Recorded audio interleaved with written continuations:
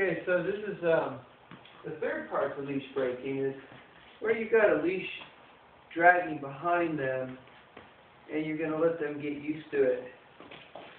Easy. Easy. So I'm going to teach her to walk back and forth. There we go. Good. Easy. Easy. Good. Sit. Good. Sit. Alright.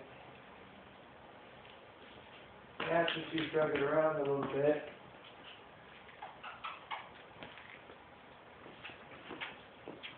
we're going to get used to me telling her what to do. She left the piece there. Come on, sweetie. Here we go. Easy. What I do in this sense is a little bit of tension right here, and that's going to mean sit.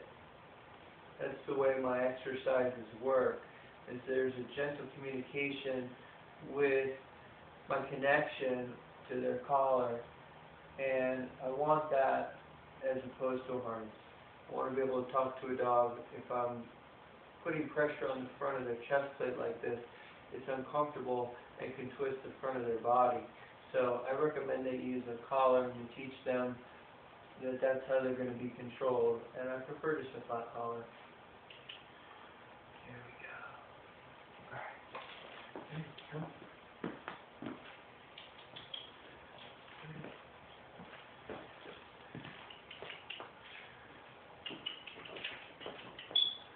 Ready?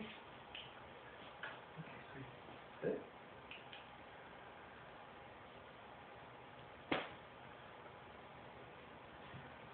Good. Sit. Alright. Ready? Come.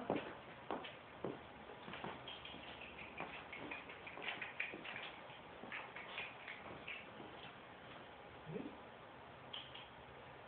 Good. Sit. So this is also helping me with her jumping. So I have a little bit of tension in case she's going to jump up at me. I can actually pull this way. So some of the ways that you hold your leash and your tension spots are, once you've trained them to be gentle and to stay in a position, you can do some more communicating to them, which is going to be, hey, I don't want you to jump. So she's got that. Easy. Good girl. Alright.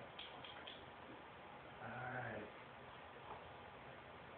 And she hasn't had dinner tonight, so she's a little bit hungry.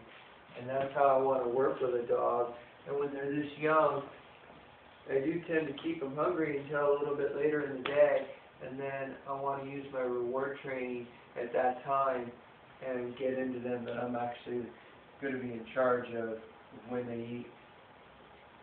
And then they begin to want to do things for me. Ready? Alright. Okay.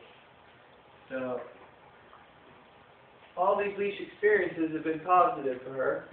And the last thing you really want to do with a young dog like this is clip a leash on them and go running outside and dragging them around. So, take some time to prep with your puppy before you even go outside and get them used to the idea that there's a leash on them and that you're going to change directions and you're going to go and walk.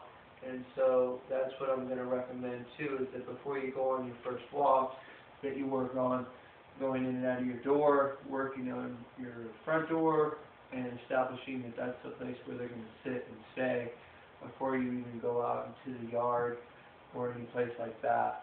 So the first few exercises of when you have a dog early on are important to establish ground rules of what's going on with the dog and how it's allowed to go in and out of the door. A lot of the problems that end up happening with dogs are at the door.